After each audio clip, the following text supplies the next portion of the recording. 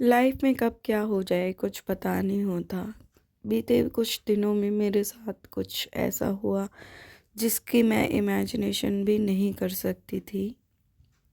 इस साल मैंने किसी अपने को खो दिया है जो बहुत करीब थे, यानी कि मेरे नाना जी अब हमारे बीच में नहीं रहे। और ये सब मुझे बोलने में भी बहुत अजीब लग रहा है क्योंकि सब कह रहे हैं कि जो आया है वो जाएगा। हाँ, मुझे पता है, मैं मानती हूँ, लेकिन किसी किसी का जाना एक्सेप्टेबल नहीं हो पाता। खैर कोई बात नहीं, हम इस चीज़ से गुज़र रहे हैं। और बस ये मैं ही नहीं, सभी विश करते हैं कि उनको भगवान अपने चरणों में स्थान दे। और तो ये है मेरा एक और इवेंट ब्लॉग। आज है वेडिंग इवेंट और मैं इवेंट पर पहुंच गई थी। काफ़ी दिन से मैं कोई पोस्ट, वीडियोस, रील्स कुछ नहीं डाल रही थी क्योंकि मैं उस कंडीशन में नहीं थी। लेकिन काम मुझे करना पड़ रहा था रेगुलर बेसिस पे, क्योंकि डेट्स काफ़ी टाइम से आ जाती हैं, बिफोर 3 मंथ्स और 4 मंथ्स ऐसे डेट्स आती हैं। तो एंड मोमेंट पर और ऐसे टाइम पर जब बहुत हैवी साए होते हैं, हैवी डेट्स होती है, उस वक्त पे मना नहीं किया जा सकता। तो बस काम कर रही थी, अपनी रिस्पॉन्सिबिलिटी जो थी मेरे ऊपर वो मैं निभा रही थी। तो एक और इवेंट ब्लॉग के साथ आप सभी के बीच आई हूँ मैं काफ़ी दिन बाद। और अभी तक आपने मेरे फेसबुक पेज को फॉलो नहीं किया है तो कर लीजिए, मेरे यूट्यूब चैनल को सब्सक्राइब नहीं किया है तो कर लीजिए। एंड ये हो रही थी ग्रूम की एंट्री। और देखिए सब गेस्ट आ चुके हैं और काफ़ी काफ़ी अच्छा ये फंक्शन रहा, काफ़ी अच्छा ये इवेंट रहा। और बहुत ही अच्छा फैमिली एंड बहुत ही अच्छे कपल भी थे। और जो ब्राइड थी उसका लुक मुझे पर्सनली बहुत बहुत अच्छा लगा। और ये हूँ मैं as always on my stage.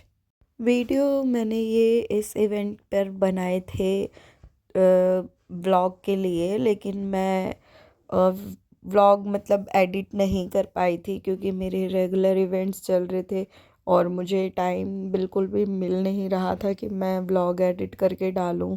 और मैं सोच रही थी कि वैसे तो बहुत ज़्यादा लोग मेरे व्लॉग्स अभी नहीं देखते हैं, लेकिन जितने भी देखते हैं उनके लिए मैं सोच रही थी कि आप लोग सोच रहे होंगे कि मैं काफ़ी दिन से व्लॉग नहीं डाल रही हूँ। तो फिर मैंने सोचा कि मैं अब एडिट करके डाल देती हूँ।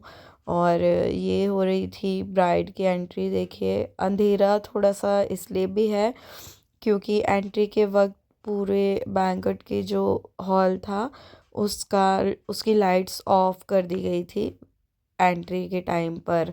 तो ये हमारा कुछ थीम्स होती हैं जो इवेंट ऑर्गेनाइज़र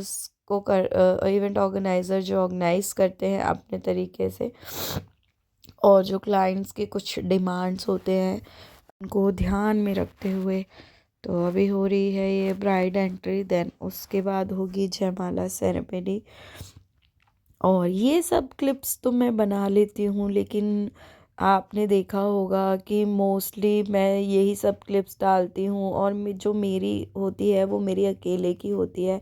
रिंग सेरेमनी के टाइम की या फिर जयमाला के टाइम की क्लिप्स बहुत कम होती है क्योंकि मेरे साथ कोई और नहीं होता वीडियो बनाने वाला, और जो लोग वहाँ पर होते हैं वो भी काम कर रहे होते हैं, तो मैं उस वक्त वीडियो नहीं बनवा पाती। तो ये चल रहा था प्री वेडिंग शूट। तो बस जयमाला हो गई थी, उसके बाद प्री वेडिंग शूट हो रहा था। तो चलिए इस व्लॉग को मैं यहीं एंड करती हूँ, मिलते हैं नेक्स्ट व्लॉग में।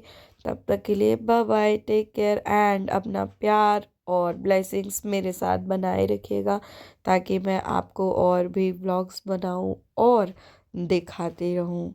तो जैसे जैसे भी अभी टाइम मिलेगा, पॉसिबल होगा, वैसे मैं व्लॉग्स बनाऊंगी। और मैंने कुछ रील्स बना ली थी, कुछ वीडियोस बना लिए थे।